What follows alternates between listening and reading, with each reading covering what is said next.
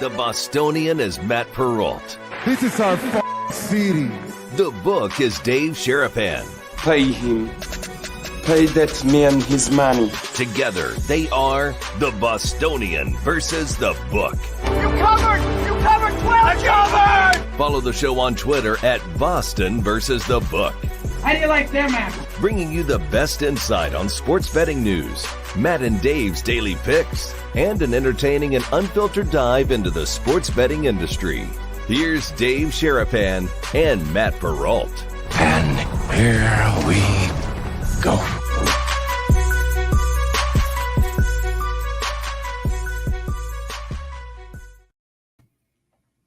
Now I can talk. That's it. Hit the mark. Good morning, good afternoon, boys and girls. How are you? Welcome into another episode of the Bostonian versus the book. I think you heard me fully now because I waited till the microphone went hot. Hey. I figured that out after Dave told me that. I figured out two things actually about it. One, I'm cutting you guys off at the end of the show. Gotta let that run. That won't happen today. Right. And I get cut off at the beginning part of the show when I talk too fast. So here we go. It's a Wednesday. What's up, boys and girls? How are you? We're here for another, hour 45 or so with you guys, live on our YouTube channel, live on our Twitter channel, Sports Grid replay. And we'll have some other conversations soon about other platforms that you'll be able to get the Bostonian versus the book. Today? We can tell them today, Perrault? Can't tell them today. Can't tell them today? The lawyers won't let us yet say it today, but coming. It's called Coming Soon. It's called a tease at some point. Extra additional platforms to get us on soon. We'll tell you about what's going on with that here today. You guys in the live chat, thank you for being here. We appreciate it. Yeah. If you guys, we told you about this yesterday, but it's something we're going to try for a couple of days. And if it works, we'll keep going into football season. But if you do a super chat, you can ask for a topic to be discussed, and we will get to it during bonus time here on the YouTube channel. We'll be on Sports Grid. So you can ask whatever you want. Like literally it's, don't go too crazy, but you can go pretty crazy asking kind of whatever you want. And we'll get to that topic in bonus time after we let go of our friends at Sports Grid. Sir, how are you? Marlins day today, huh? Yeah. Alcantara's pitching. Mr. C's been just nonstop barraging me with text. The Marlins are live. You know they're live, Dave. They're going to make the playoffs, Dave. They're right there, Dave. So going through the wardrobe. What do you got? What is that? I don't have any Lions stuff. So the Lions are a big, great white shark out there. And this is Lions colors. So I went and threw this on today I don't have a Lions hat. I don't have a Lions shirt. I got nothing for Lions. So I got the Lions stuff. We'll break that out as we get closer to football season. But Lions Day today. We'll be talking about them. It's crazy, man. I tweeted it this morning. I was like, we talked about it on BVB bonus time yesterday, but just how this is like, returning to school week for so many people back east and all this other stuff. And this weekend, next week is return to the book week, where people that have been gone, taking summer vacations, not betting baseball because they get just burnt out. It's too hard. It's boring. It's all the stuff. They come back to the book, and I was going through some old stories and tweets and everything, and it was 4 years ago today where I was sitting in a risk room at CG on a Saturday night, and somebody showed up at one of the books to bet 10. They asked to bet 10 dimes on the Colts season wins under. There's a big UFC event going on. It just came out of nowhere, and it was me and one other guy, and that other guy, was out to lunch. He was eating. He went to grab food for us. So I'm sitting there and the phone rings, and the supervisor says, somebody here to bet 10 dimes on a Colts season win under. And I'm like, the limit's 2. Well, they want to bet 10. Well, they can bet 2, and then I'm going to move it. But why do they want to bet 10? Let me check on this. Hold on. Within minutes, like literally maybe seconds, Andrew Luck's running off the field in Indy after that game, and it comes out that he's retiring. And I'm like, you know what? Tell that guy. Hold on. The number is 6.5. He can bet under that because it was 9.5 or 10. I can't remember. I have to go back and look. So let him know if he wants to bet 2 dimes on under 6.5. He's more than welcome to do it because that's what the number's going to be. And he was like, hold on. Oh, no, they're not interested. I said, all right, thanks. have a good night. Let me know if anyone needs anything else. I hung up the phone. 4 years later, tomorrow, we're doing a show live from a sports book. You want to talk about life is always forward, never straight? I can't believe it. I had, we talk about it all the time. That rear view mirror is there in a windshield. You always got to look back and check where you were. Who said that? I love that line. But I heard it on DJ Thump in the morning. Yeah, the windshield's that's that size for a reason, and your rearview mirror is that sign for a reason. Right. That's how your life should be.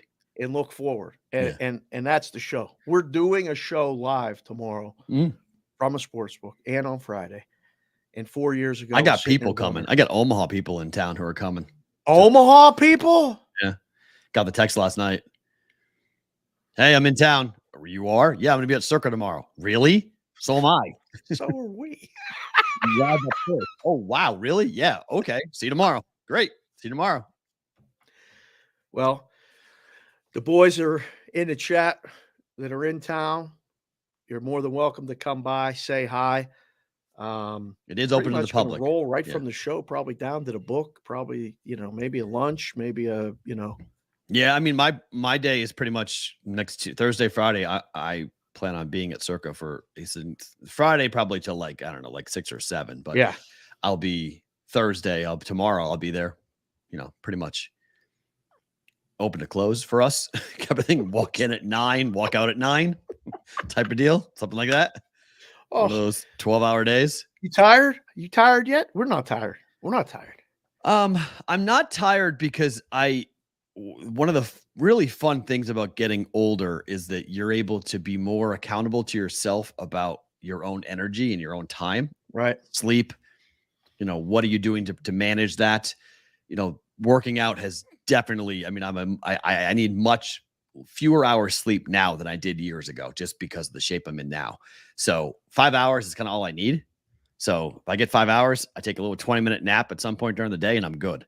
That's all I need for sleep.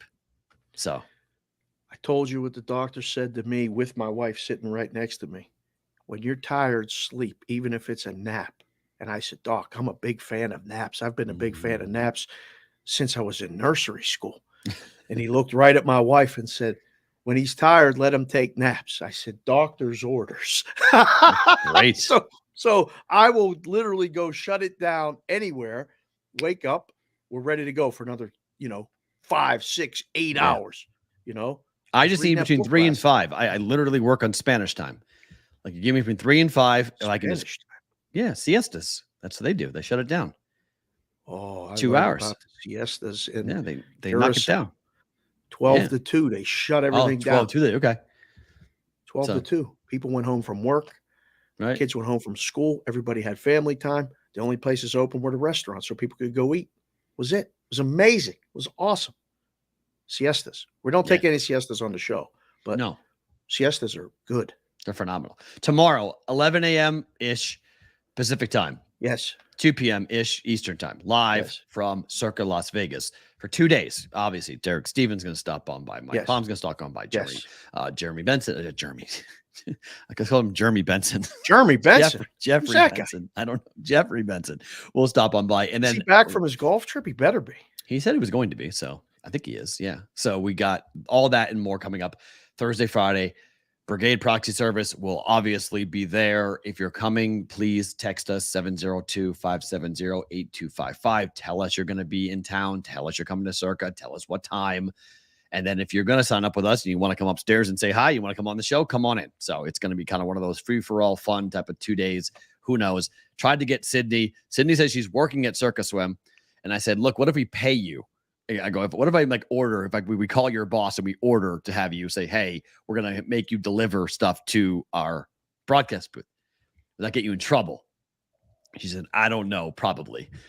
All right. So we'll talk to people today when we're down there saying like, hey, it would be really funny if she walked up with like a bottle of whatever, of champagne or something and like had the party going with her.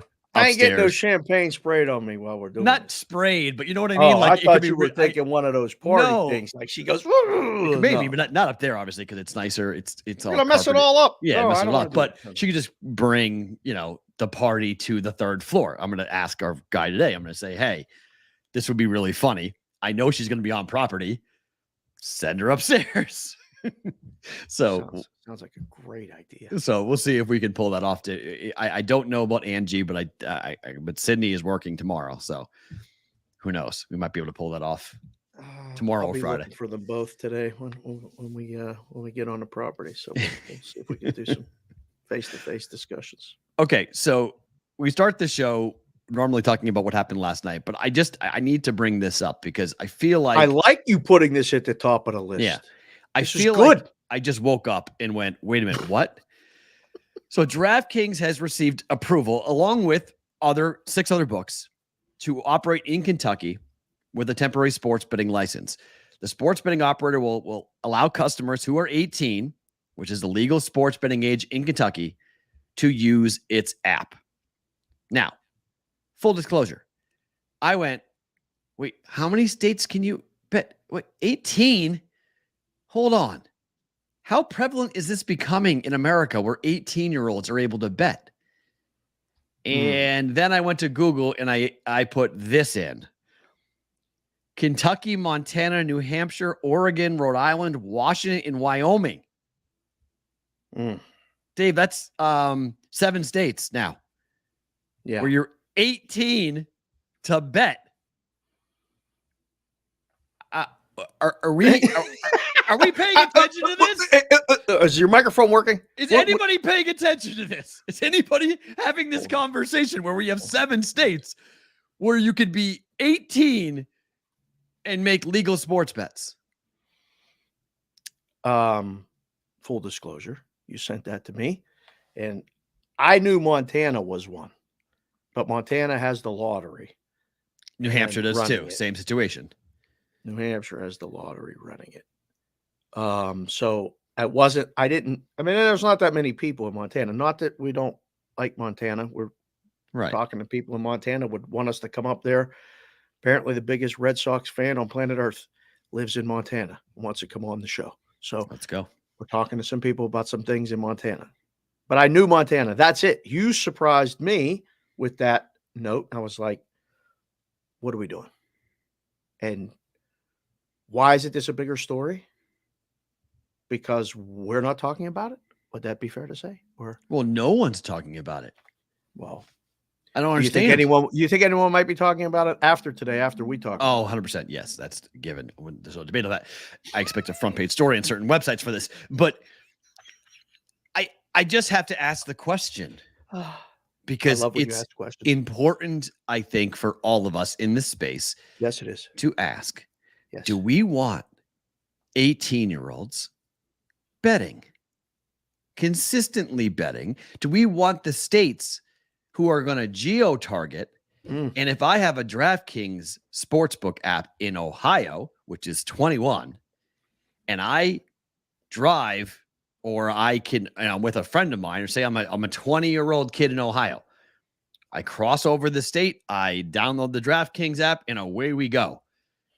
Because the geo-targeting software better be pretty good, because the second I cross over state lines again, I have a DraftKings app, legal DraftKings app. Can I bet with my DraftKings app when I'm on the border of Ohio and Kentucky? This is just opening up a ton of questions when you have a state that's surrounded by large population states. Kentucky is a state of 4.5 million. Ohio is a state of 12 million. There's a lot of people live in Ohio. A lot of 18 to 21-year-olds that can't do it. College kids who live in Ohio, who live in Cincinnati, at the University of, who can just cross the border, who go down. I mean, it's just, I don't know. I did not know it was this prevalent until we saw that last night with DraftKings, because the head of DraftKings was asked, their compliance person was asked, are you going to let 18-year-olds bet? And they said, yeah, we're going to abide by the state law, which I have no problem with. This is not a knock on DraftKings or any other book operating in Kentucky. They're going to go ahead and operate under the laws that are currently in place. Okay. The question is, should that law be in place where 18-year-olds are allowed to bet? Because if we're going to let 18-year-olds bet, we should just let 18-year-olds drink. Like if we're claiming that, here we go down that slippery slope. Well, I mean, if you're going to okay it, then look, for those of you, this is a little bit wonky and in the weeds, but let me explain something. SG, you might go, Wonky and in the weeds? It can be both? It can be both. Like, you might go, well, Matt, why don't they do that? Well, the reason why they do that is because the federal government money tied to your construction on your roads, on your highways, if you drop your drinking age to 18, they will withhold your federal funds to fix your highways.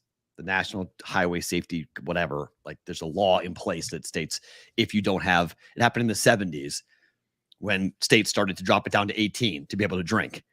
And they said, nope. And then states said, well, it's all right. And the federal government said, that's fine. We're not fixing your interstate highways then. If you don't go to 21, we're not giving you any money. That was very forward thinking on the. But there's nothing for betting. Part right, but kind of get something that you can't do this with sports betting. There's no interstate commerce, interstate travel. Like the Wire Act prevents that from happening. So you got to remove the Wire Act in order to pass a law that would state that the federal law has to be 21. Like there's all sorts of problems. Like this is not like a quick fix. If you've given the power to the states and the states want to say, okay, 18. And you're like, oh, this is a horrible idea. And the state's like, we don't care. We want 18-year-olds to be able to bet. All right, counselor. Why don't you want 18-year-olds to bet? They ain't got no money, right? 18-year-olds ain't got no money. 18-year-olds will get into trouble. It's the same thing why I want credit card companies off of college campuses. Because it's predatory. So I don't want an 18-year-old wagering. No, I don't. They don't have any money, but they have ways of getting money in order to bet, and you can create problem gamblers faster when kids don't have the money to cover or don't know what they're doing. They're betting with mommy and daddy's money, most likely anyway. Raider Nation came in the chat just now and said, on my 18th birthday, I went to a bookies and bet a tenner. It won, and I was hooked.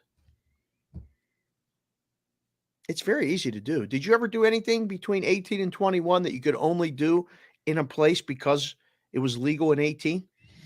I drank in Canada when I was 19. I did the exact same thing. Okay. We were bolting from our fraternity bolt at Penn State, and we said, where can we go? Because I was pledging with a lot of guys that were a year younger, so they were all between 18 and 19. I was turned 20, and nobody could go anywhere and do anything legally. So we went straight to Niagara Falls and said, let's go there. And yeah, I went to Ole, and everything was I went to Ole, New York, which is right by Niagara Falls, and I went to the other side. Yeah, the exact same thing. Right. So now we can do it with the sports books on your phone. At least if you have retail, you have to physically go and put the money on the counter. That at least can control it, I think. If you're going to do it, they're going to do it. You can deposit via PayPal. You can withdraw and deposit via your cash apps with these books. It's very easy to play games. It's very easy to siphon money through. It's very easy to do. Like, you're just opening yourself up to a lot of potential nefarious stuff going on. You think? Yeah, you really are. You're opening yourself. Is anybody going to say that or no? No one's going to say that because nobody wants that. They just want the money. They want, okay, everyone 18 plus, let's go. And I get it. There's a lot of things that are 18 plus in America. Like, I can put a gun in your hand and send you to a war. Okay, I get that. I understand what we've said in this country, and I've argued that point forever. Like, if we're going to allow an 18-year-old to sign away their life to go to the military and be sent overseas, they should be able to drink and bet while they're doing it. Yep. I'm not arguing the point that we're very hypocritical with what age we decide you can do what, but I don't think 18-year-olds should bet. I don't think 18-year-olds should be allowed to gamble. Senior in high school, you're gonna let them go and make a sports bet? We're cool with that. We're all good. Whitrock just came in and said they're already betting with mom and dad's accounts here in Iowa, so they might as well make it 18. It's not a bad point, and maybe they wouldn't lose as many games or eligibility years for doing it. Oh, boy, someone else pointed out not all 18-year-olds don't have no money. A lot of guys with NIL money. And fine. Yeah, football players, that's a great point. Yeah, there are some that have money. Yeah, but I mean, talk about like macro, not micro, but macro speaking. Yes, most 18-year-olds do not have a job, do not have a career. That's why the colleges are, or used to be, inundated with credit card companies because they knew the kids didn't have any money. Mom and dad will pay it. Let them rack up that credit card debt. Somebody else will pay it. Oh, it was always too easy. I remember just being at the, Penn State tailgates, and they all had booths set up. Yeah. Hey, For a sign up for a credit card, you get a T-shirt. That was the first time I realized that human beings will do dumb shit for T-shirts. It's Radio 101. You can get somebody to do a really stupid thing for a T-shirt. I've watched somebody chug a gallon of milk for a T-shirt and then throw it up 1 minute later. Chug a gallon of milk? Yep. And then throw it up. I almost just threw up right now. For that a is T-shirt. I seriously, that is disgusting. Yep. But people will do it consistently for a T-shirt. Guys in the chat, girls in the chat, again, thank you for being here. Hit the like, hit the subscribe button. What age were you when you made your first bet? I was younger than 21. 100%. I made a dollar bet on the Super Bowl with my dad when I was 5. No, I mean, like, when did you make a bet with a bookie? When did you make a bet with somebody else? The house. When was there a house? Not your dad, not your mom or grandpa. Like, when was a bet you made with the house? Because I was 18. I mean, I knew guys that were booking games and stuff in high school, so I know I was less than 18. Yeah, we weren't doing that. I knew of fathers that were placing bets back and forth on the high school football games, but I didn't know of like somebody running an actual. I didn't know if someone was running a book or not or what, because the book was always called Running Numbers. That's what everyone called. Yeah. They called it Running Numbers.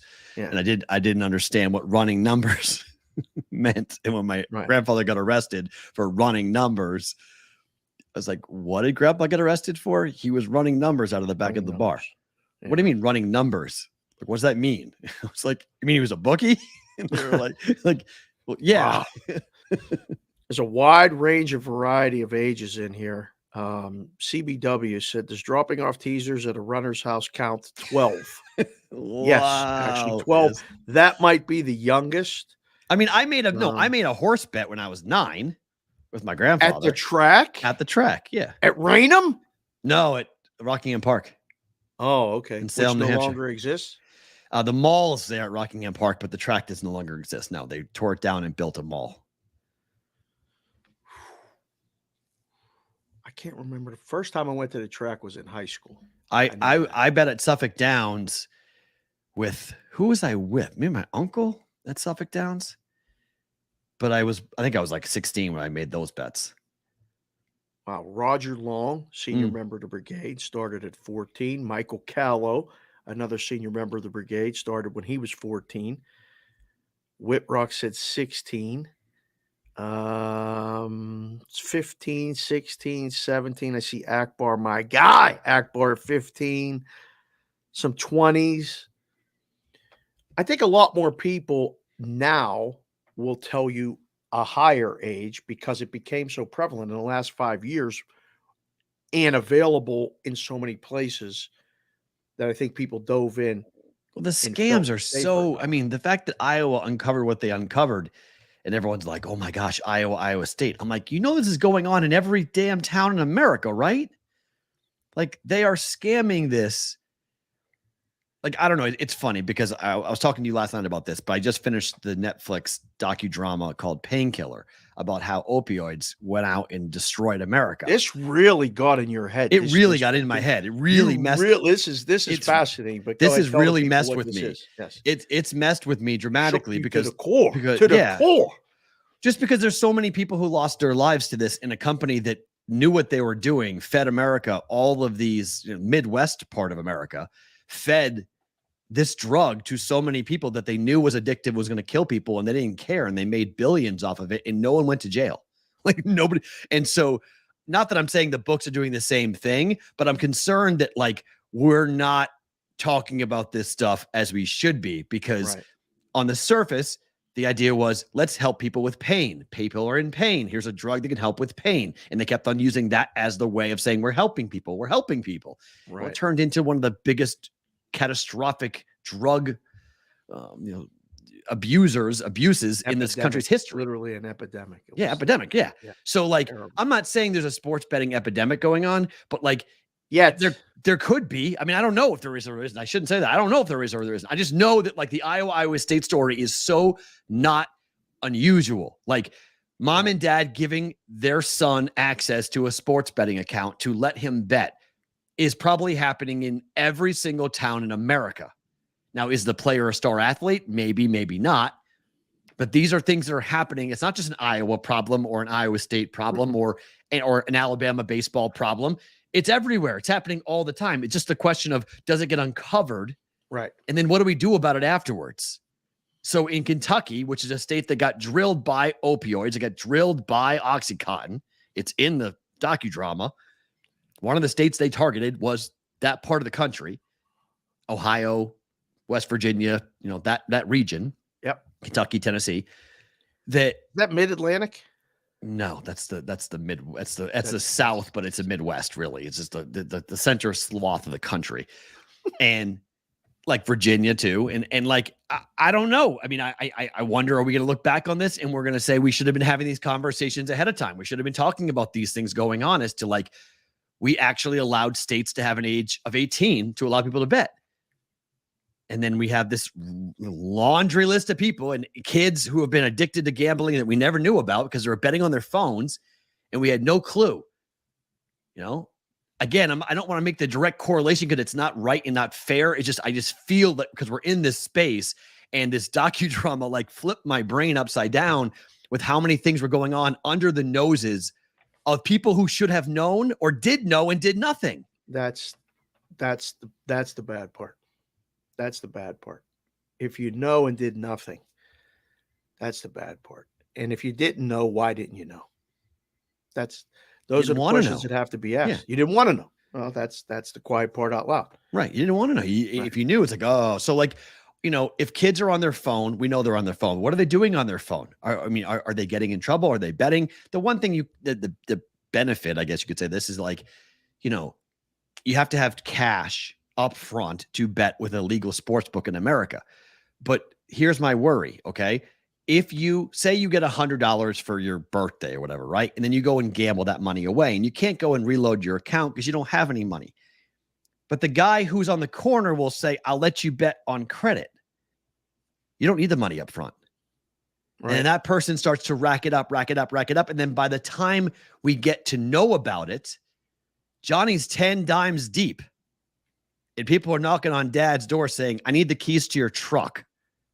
Like, what do you mean? Your kid owes me $10,000. I'm taking your car or I'm taking your leg. One of the two, which is you pick. Whoa.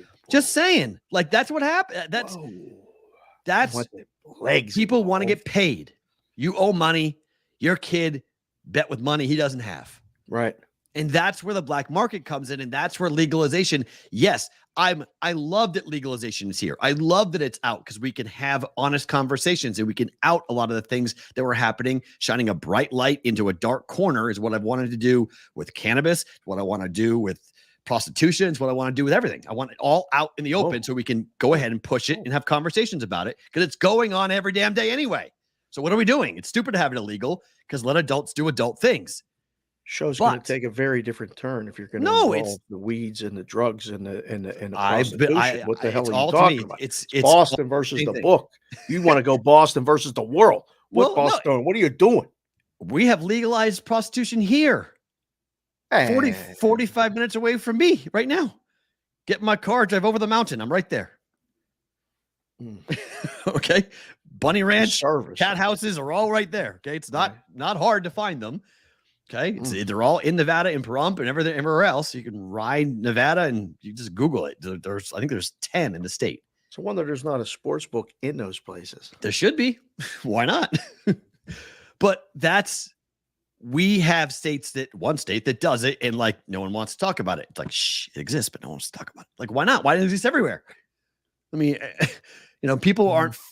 I don't see like mass problems in Perrault because those exist. You can drive past, and yeah, some guys get into trouble. And Lamar Odom spent 2 weeks there just hanging out. But can you imagine that bender? What that was like? But that's, I mean, people are going to do that, and they're going to do it. People are going to do it if they want to do it. It's like, so let them do it and tax it and legalize it. But the legal market exposes people to the idea that it's safe. Which it's like, hey, it's okay. Hey, I'm 19. They're telling me it's okay. It's legal. I can do it. And there's always a other side. A little bit of hypocrisy in that, is there not?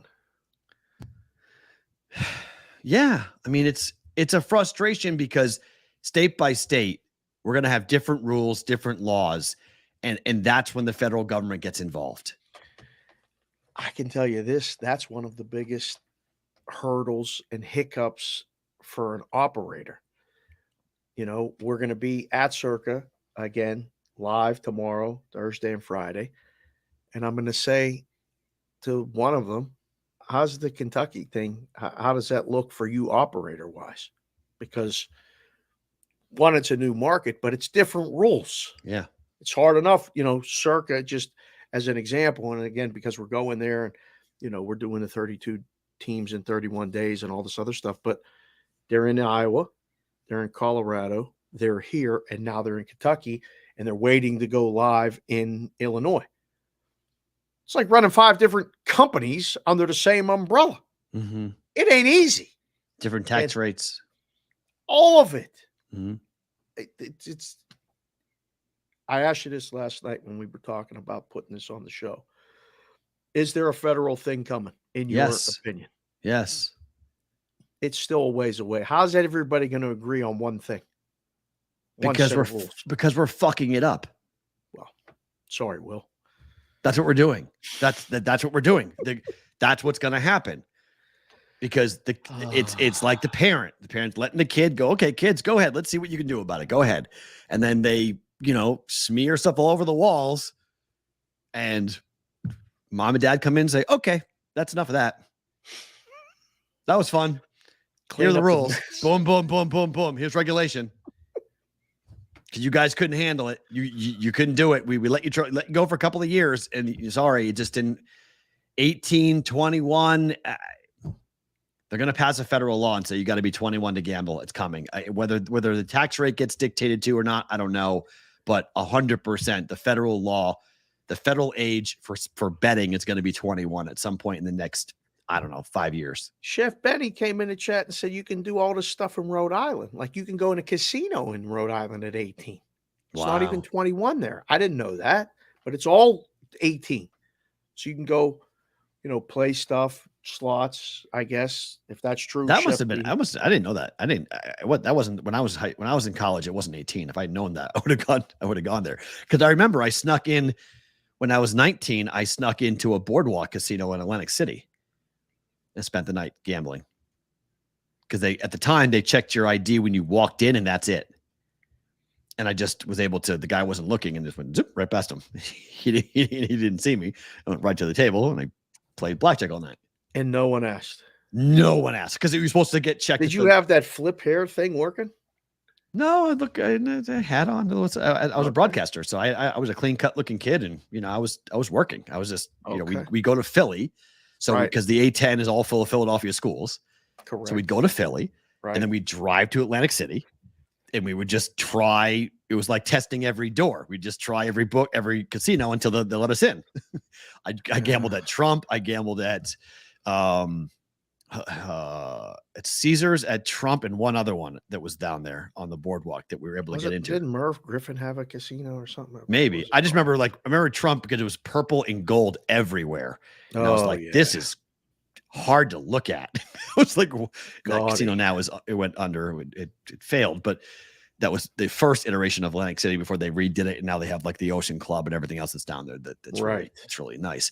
But I mean, I'm not lying. I'm not gonna be a hypocrite and say I didn't try to do this too. I wanted to gamble when I was 19. Yeah. So they're saying just let the kids gamble. I just think we're having different laws with neighboring states. We're asking for real. This is not good. I showboat. That might have been the name of one of them in It Atlantic was. City. Yes. Shoba. Good call, Uh-huh. Mr. C. He said it in the chat. The question in the rundown says, what could go wrong? All I can see is everything could go wrong. Like I don't know what the positive of this is, other than you're getting more people involved younger that will then go through the run of Let me ask you doing this. it, getting good at it, getting bad at it, losing money, winning early, and then continuing to do it. Everything in moderation. That's life. But Amen to that. this is too much, too soon, too easy. It's too easy. Let me ask you this. Let me put the states back up again here. Okay. Yep. Kentucky, Montana, New Hampshire, Oregon, Rhode Island, Washington, and Wyoming. What do those states all have in common? Montana, New Hampshire, they're all run by the lottery. That, but also what else? They're all small population states. Correct. A lot of them are rural states. Oregon, Washington, Kentucky. They're all on the edges of the country too, right? There's only Kentucky's one in the middle. Kentucky. Kentucky is in the middle. That's the first one, but they're all on the coast or the northernmost border, right? Right. Yeah. But small. These aren't big population states. This is not Illinois. This is not Massachusetts. No. This is not Florida. This is not Virginia. No. This is not Texas. This is not California. Well, because they won't okay it, right? Right. For a good reason. Yeah. So my point is they're trying to generate revenue.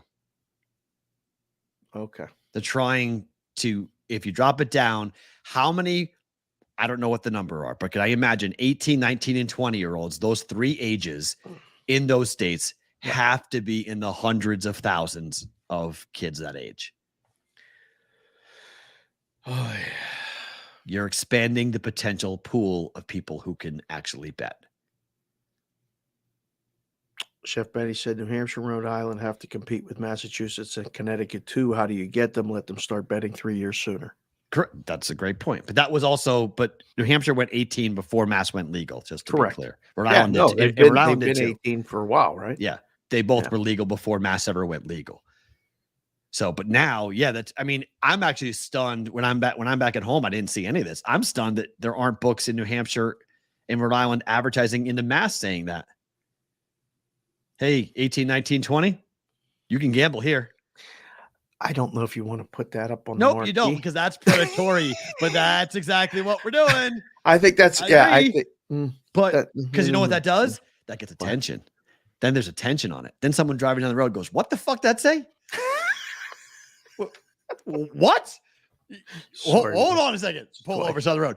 Does that say come to Rhode Island to gamble when you're 18? Because people in Massachusetts would be freaking out if that actually existed. If that happened, people would freak. And Benny knows this. That would be on the news. That would be a big story. XYZ Casino marketing to 18-year-olds in the Bay State, trying to convince 18-year-olds to cross the border to come down and gamble. This is bad. More after 6. It's that's people would freak out in Massachusetts if that happened. But bad idea. I wonder if it's going to happen in Ohio. If I'm a new book in Kentucky, I wonder do I want to get the heat and get the business at the same time? Be edgy, go into Cincinnati and put up a billboard. Cross the border, gamble with us. J Buck just put in the chat, New Hampshire is fireworks and free play. Amen. He's right. Free or die. Live free or die. That's their motto. Absolutely. And the Mass State Police sit on the border and they watch your plate go up and back and go, oh, it's July 3rd. Let's pull this guy over. Oh, you got a truck full of contraband, sir. Here's your felony. Here's your felony ticket for crossing state lines, by the way. So you've committed a federal crime by doing what you have done by taking a New Hampshire firework into Massachusetts.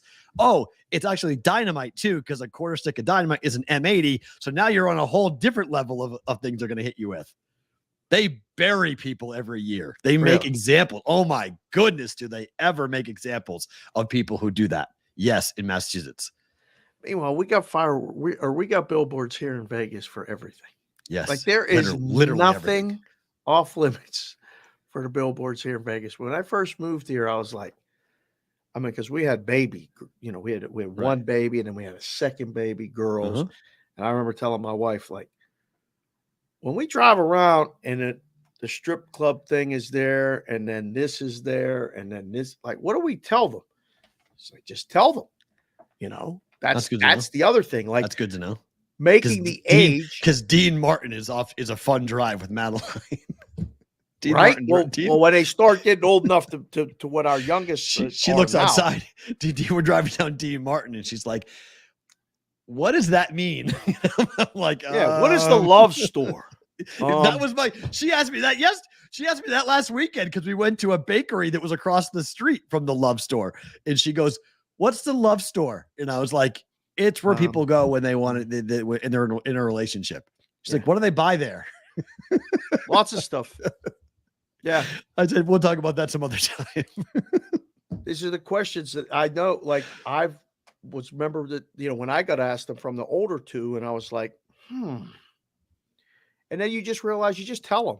Like, you don't know what they're gonna hear from their friends or from, the radio or TV or whatever. So you just tell them. Like, my time in Curacao exposed me to that. Like, everything was legal there. Everything. It might as well have been the Netherlands because it's a Dutch-owned island.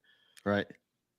I don't know if making it 18 is better or worse. To just tell them at the beginning. I mean, these kids are drinking wine in different places in other countries. I drank at my house young. So that's what I'm saying. Like, so for that very reason, because it was about taking the allure of it, of like, oh my gosh, I go to college and I get to drink. Like, right. Make it more normalized. Yeah. Oh, Curaçao's melting down in the Little League World Series. Henderson lost yesterday too.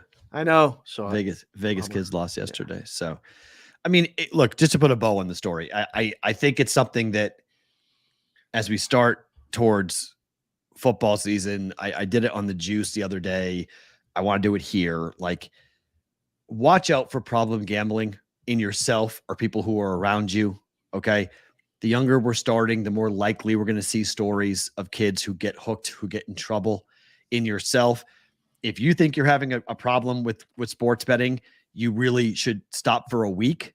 And if you can't stop, you should then ask for help. Dave's not a shrink. I'm not a psychiatrist. We can point you in the right direction, but your state has a hotline. Every state has hotlines for gambling addiction, and they can help you and put you in the right place. And if you can't watch a game without having money on it for it to be fun, there's something wrong. You may not be a problem gambler, but you should be able to enjoy sports without having a dollar on it. Because we like sports first. Gambling second, sports first. When it flips, you might get yourself into a problem area and have some trouble with it. So I just want you guys to know that we care about you guys and we're trying to help you guys on this stuff, but also self-monitor when it comes to this stuff. Without a doubt, check your bet history all the time. You get on a bad run, take a break. Get on a good run, maybe withdraw some money and just, enjoy a day or two without doing it. And you'll like doing it more when it's less stressful.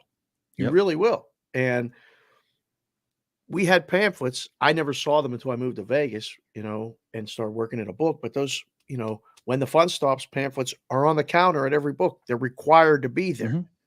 Nobody. It's a stupid line, but it actually means something. It does, but nobody touches those things. No, they don't. Of course not. No, because no one wants to admit it out in public. No one's going to admit to a guy across the counter, I got a problem with it. No one wants to say that out loud. But that's the beauty of this show, because chances are you guys are watching this one of three ways. You're watching this either on Sports Grid Replay at home. You're either watching this on your phone or you're watching it on your computer on YouTube. Or you're listening after the fact. But you guys are alone. And you, along with your thoughts, only you know the truth. So it's a conversation with the person in the mirror. No, nobody else. No one's judging. No one's going to tell you. No one's going to make you. But if you have that conversation going on in your head, listen to it. When the fun stops, maybe it's time to stop. Maybe it's time. And look, again, I've said this. We've talked about this, but like people who are on Twitter and Facebook and Instagram and whatever, and are talking about, I'm a real one and I'm dropping $500 tickets and I really bet. Okay. I'm sorry. This doesn't make me impressed. And I don't know who you're trying to impress, because your audience is not like that. So if you bet $5, never feel bad about that. Never let anybody else shame you into you're not a real gambler or you're not a real one because you don't place large wagers. Okay? I don't care about, nobody should care. This is like your daily fantasy team or your season-long fantasy team. I don't care. I don't care you won a fantasy league. I don't care if you drafted on your congratulations. That's great. I don't care. I don't care. Not even congratulations. I don't care if you got Patrick Mahomes and Travis Kelce in the first round. I don't care. Yep. It means nothing to me. I mean, literally means I don't care. So what you bet versus what I bet versus what Dave bets versus anybody else, it doesn't matter. I don't. In this idea of like some type of pecking order that people want to get into about how important they are, or how unimportant somebody is. Right. You guys bet what you want to bet. If it's $2, bet $2. If it's 2,000, bet 2,000. If it's 200,000, it's 200,000. Right. A bet's a bet to bet. Period. You don't win more just because you bet more in terms of like, oh, you made a really good bet. That should pay out $10, but now it's going to pay out $20 because of how good that bet was, or 10,000 or 20,000. Okay. The odds are what the odds are. The return is the return. It is what it is. So I want everyone to feel comfortable here and knowing that there's gyms. No unit shaming here. Yes, there's gyms that have like, the no judgment zone. Like, I want this show to be that way for anyone who wants to bet. Yep. It's no judgment zone. I don't care if you're someone who can run through, 10 dimes in a weekend and turn it into 200. Okay. Mm-hmm. That's awesome. That's great. I don't care if you're at $2 and you're going ahead and betting, penny slots and dollar wagers on books. It doesn't matter to me what you're doing. I just want everyone to know that as we start football season, that like, and I hope it never happens in the chat. I hope it never happens in the Discord channel. None of that. Okay. Bet within your own means, and you as an adult get to set what that is. Without a doubt. Well said, sir. And definitely reach out. We've had some amazing stories told, exchanges between people, guys and girls that have watched the show and listened to the show, and they've met in the Discord. They met at the live shows we did in the summer at Circa, and have formed bonds and friendships. And, we got guys somebody's going through something every single day. We've said this so many times. It doesn't have to be even gambling related. People are going to Konowinski's getting tests done at the doctor today, and that people are wishing him well.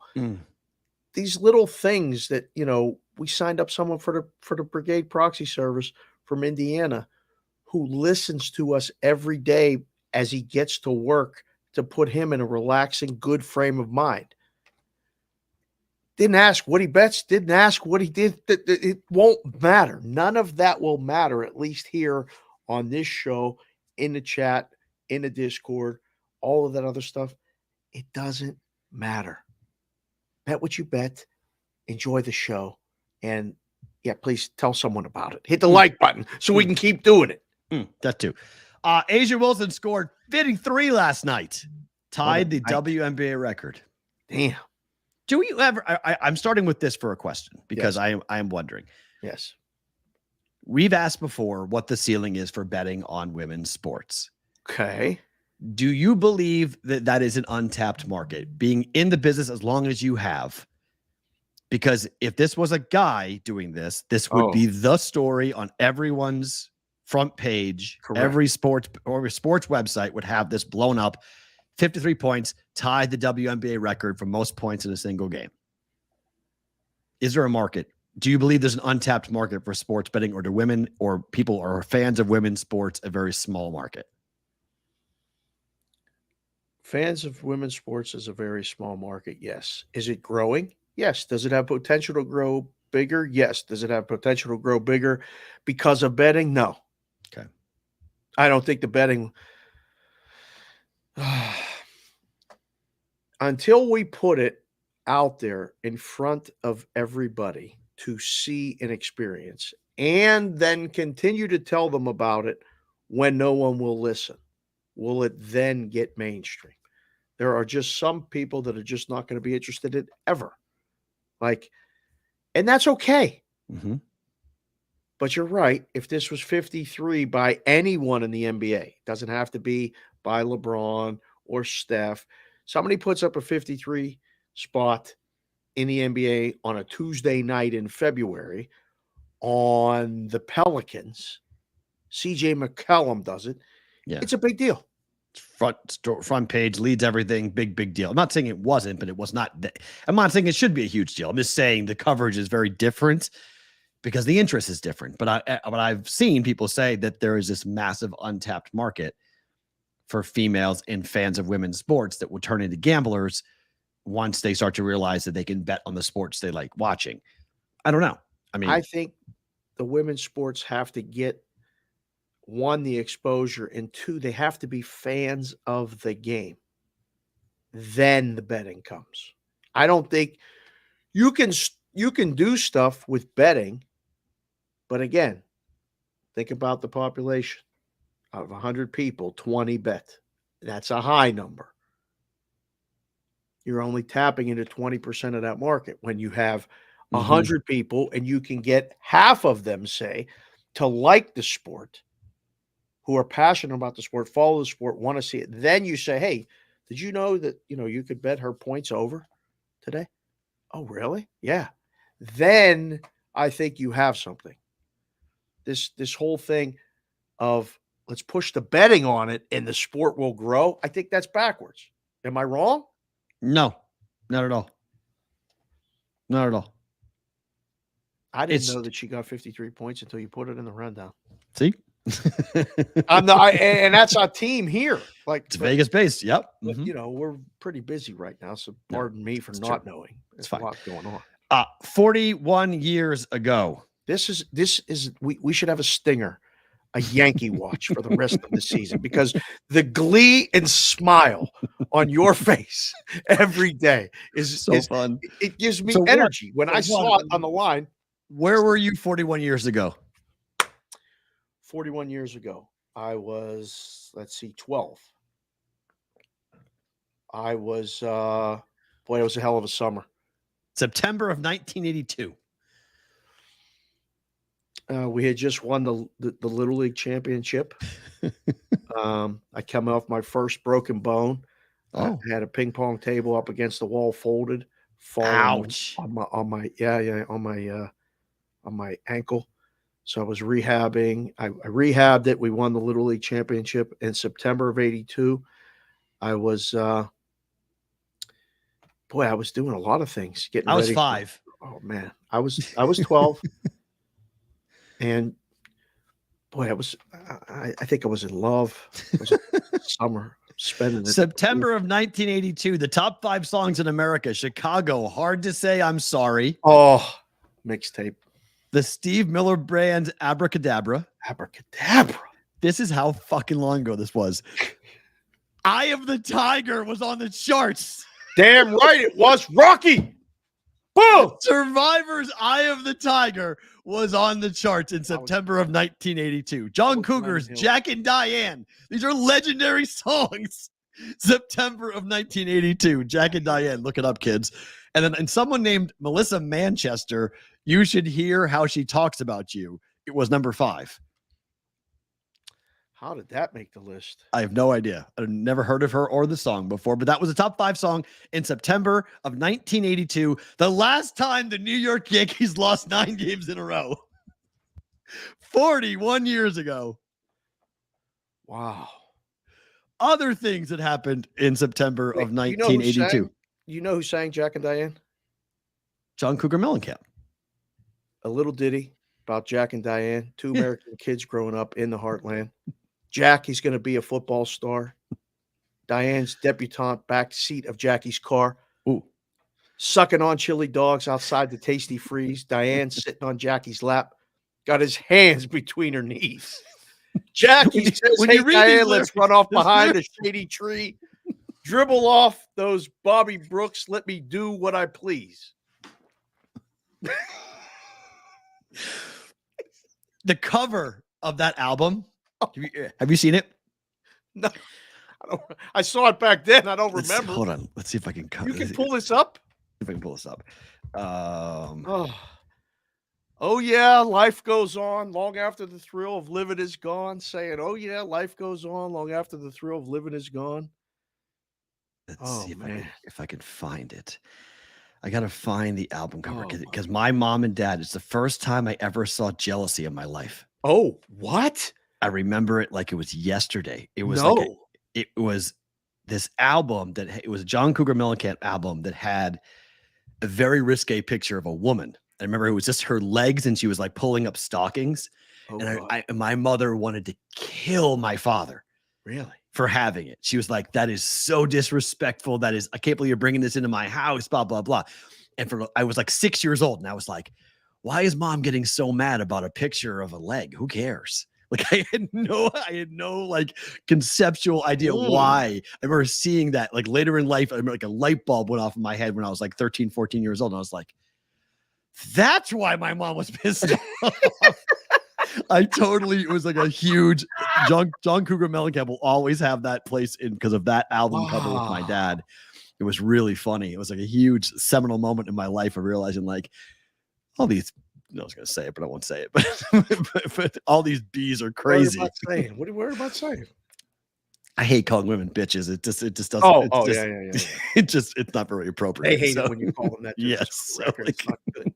I was trying not to be that type of, on the Yeah. That doesn't help. Ronald Reagan was president, by the way, in case you're curious. Margaret Thatcher ran the UK in September 1941. Pope John Paul II led the Catholic Church in September of 1982. 1982. Yeah. The last Pirates time were terrible. The Steelers were starting to they were sliding. They weren't good. I was playing basketball. There was so many things going on September 1982. Yeah, my sisters were 7. Wow, gosh, that was crazy. The Princess Grace of Monaco died on September 13th, 1982. He passed I don't remember away. that. Let's see. Won a World Series that year. Dodgers in September of 82. won. I don't know if it says Dodgers played the Yankees, I think, in 81. Who won a World Series in 1982? Can't remember. That's a win because the Orioles won in 83. 83, they beat the Phillies. Right. Trying to think who won the World Series in 1982. Why can't I remember that? I don't know, but how are the Yankees favored today? How is this possible? Just won't learn. They've lost 9 in a row, and Severino's awful. I don't care if it's Gore. I don't care if it's the Nationals. How are they favored? How's this possible? People bet the brands. Dodgers won in 81. Was it the Royals in 82? Ask somebody. Sounds right. It does sound right. George Brett in 82. Was it? George Brett was great. The Yankees are not. Why are they favored? Well, because what are we going to make it? Like, what are we going to do? No, it was Cardinals Brewers. Cardinals in 82. Cardinals over the Brewers. Brewers were an American League team, that kids. There was a time when the Brewers did play in the American League. Gorman Thomas, Robert Yount, Paul Molitor. Man, what a bummer. I remember wanted them to win so bad.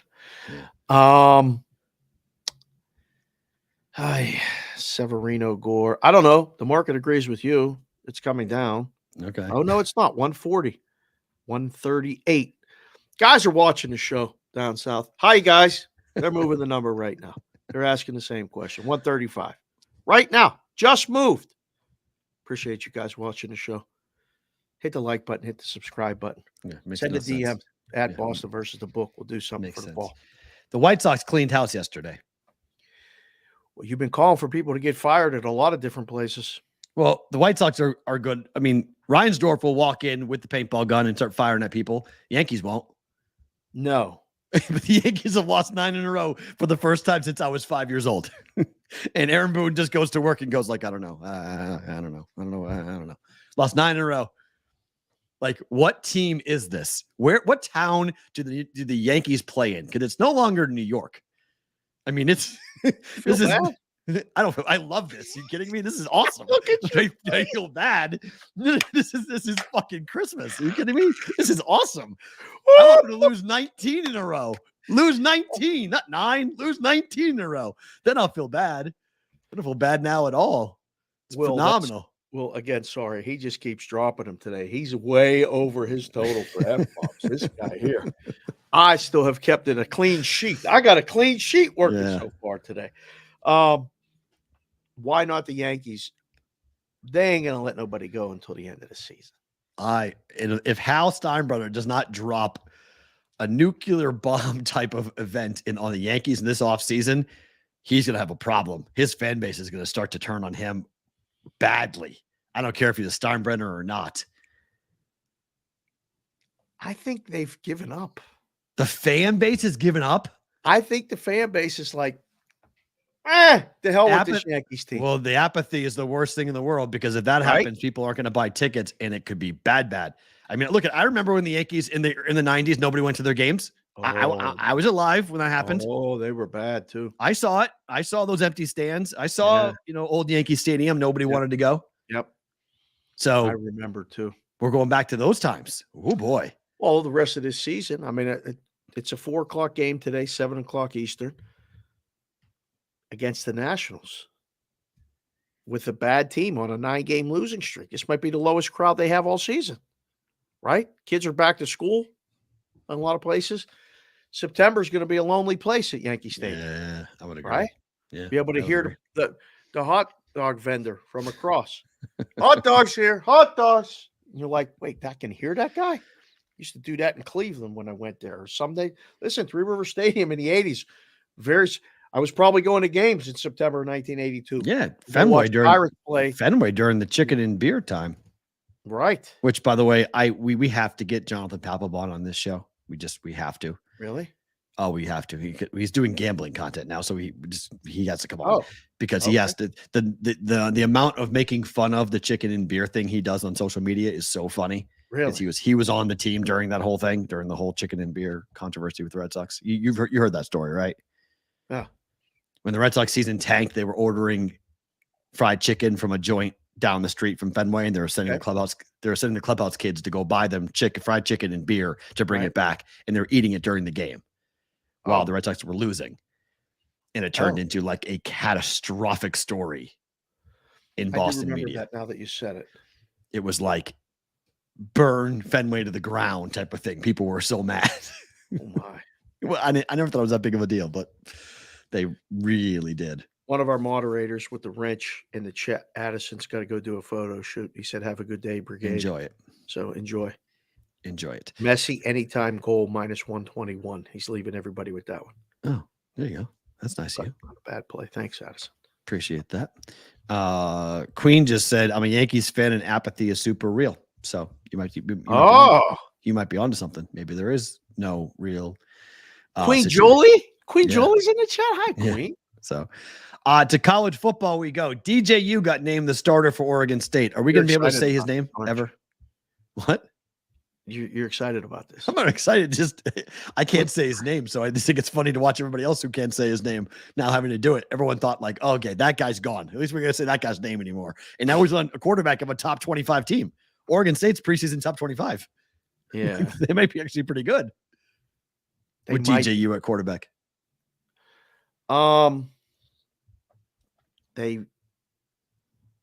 Somebody I talked to said the bet the season wins over. Yeah. I don't know if that's because of this but they told me a week ago. And number moved or no? No. Okay. But this is one of those ones that you got to. I don't know. Right? Is this 8.5? Let's see. For Oregon State? I think so. Hold on. So they avoid they avoid some of the big boys in the Pac-12. They don't play USC. Right. Let's see. Pac-12. Boy, is it weird to like. We're never going to see this Pac-12 thing again. Yep. Pac-12 wins. Oh, you would think they would put them in alphabetical order or something. This is one of the dangers of doing this without game numbers. There's no organization. You just start scrolling. 8.5 under is -152. Yeah, wow. Okay. So 8 and 4. 8 and 4. So maybe find an 8. Go ahead and fire on the over 8. Right. You might get a push out of it. So JR 33312. Beaver fever. Catch it. Snatch it. jeez. What are you doing? So that was one of the other hats, though. You were talking about the hats that you had when you were young. okay. The Cox hat Yes. from South Carolina. Oh, and Beavers or Oregon State. Beavers. Yep, Oregon State. Same block lettering too. Same company. Same white company. hat. Same everything. Yep, agreed. Beavers. Yes, Beavers. Absolutely. For Oregon State. Caleb Williams, the quarterback for USC, is trying to become the first player to go back-to-back in the Heisman since 1975 when Archie Griffith did it for Ohio State. Okay. He said today, or yesterday rather, when he was asked about, are you going to go, is this your last year? And he basically said, I always came into school thinking I was going to play for 3 years and then go to the NFL. But I love playing with my guys so much. I'm not so sure I'm going to leave school after this year. What is this? What publicist or what agent or what why say this now? Because you're trying to keep everyone focused on this season. This is just smokescreen BS. Can't possibly be real, right? No, he's just saying it because he's supposed to say it before he goes into the draft. Who told him to say it? No one told him to say it. I think he just knew to say it. He said to ESPN about, he goes, that's for sure now going to be the, in the moment decision. That's going to be for sure now an in the moment decision at the end of the year. It's my 3rd year, and the dream and goal to go 3 and out, being around these guys in college and enjoying it. We'll have to see now at the end of the year. It's just what you're supposed to say. Being in college now, being part of this brotherhood and being with Coach Riley, it's been awesome. Right. Now, if he wins the Heisman, he's leaving. If they make the playoff and he doesn't win the Heisman, he's going to be the first pick of the draft. I actually think it's the other way around. I think if he wins the Heisman, he goes back. What is his? Do you know why? The amount of money he'll make in Los Angeles as the 2-time Heisman Trophy winner will be ridiculous. It'll be Reggie Bush level. He stays in school. If he wins it again, he stays in school. If you can make $50 million in your last year, why go to the NFL? It'll be there. That contract will be there. Make it now. You're in LA. You're in a monster market. There's no salary cap in the NIL. There's no salary cap, and you're going into the Big Ten. You're going into a bigger conference. You're going to play in Chicago. You're going to play in these major markets. You can be the face of college football. You can make so much money. You can only go down, though, as far as who cares? Draft status. Who cares? That you're going to be picked. You're a 2-time Heisman. You're going to be picked. You're going to get a contract. You're going to play in the NFL. Overall pick if you go who cares? After this. I'd rather be the 24th pick overall and be on a team that can win. I've got the money. You want to be the first pick in the draft for the money. That's why. The team sucks. You're going to a bad team. That's why they have the first pick in the draft. If you get the money, who cares? If you get drafted, you're a first-round pick. You have 4 years guaranteed, maybe 5. If you're a first-round pick, it's 5 years guaranteed. You're good to go, or 4 years with the option. And your money, it doesn't matter how much money you've lost because you got it last year. So I think it's the other way around. I think if he does win the Heisman again, he's going back. He's going to stay in school. If he doesn't, then I think he goes out. Wowza. Makes it tough to tank for Caleb. 100%, right? 100%. Changes everything. If a market was this up, kid may stay. Somebody's in some market somewhere going Houston. Yep. Drake abort. May.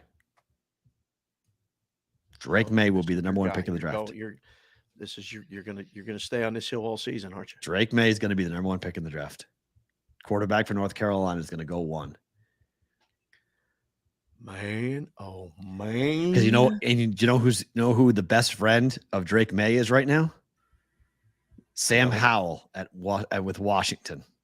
Oh, because Sam Howell has a big year. All of a sudden, quarterbacks from North Carolina get a whole different look.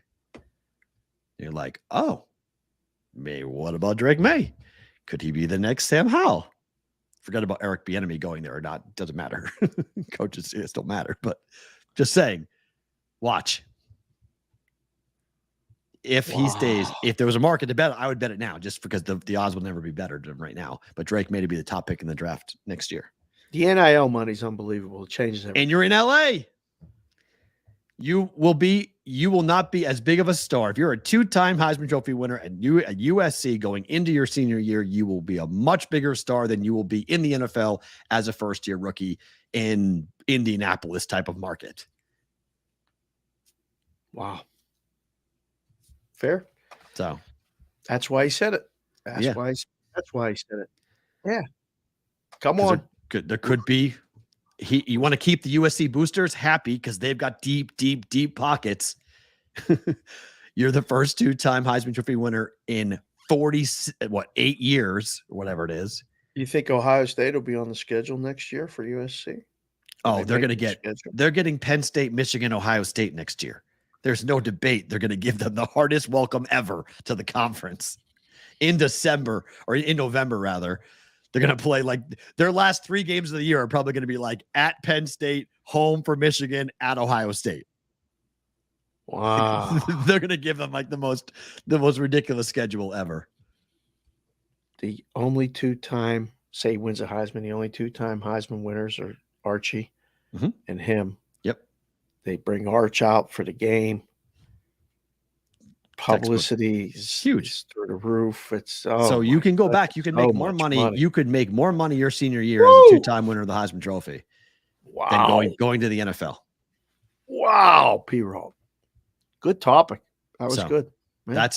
I think there's a lot of possibilities there with him sticking in school because of NIL.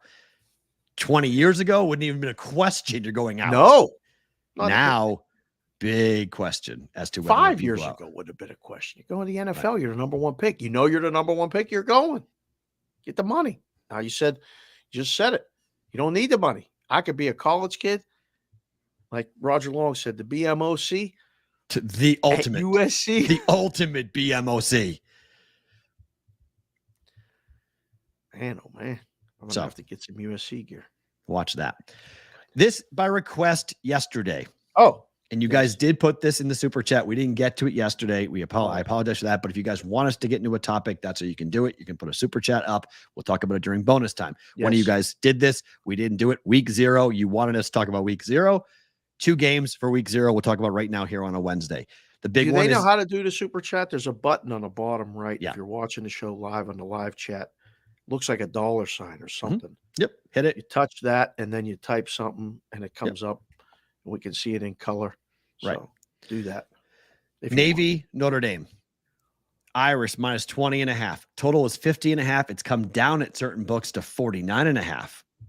FanDuel's at 49.5. Some books are at 50.5. Saturday in Ireland. Can I interest you in a first half over in this game?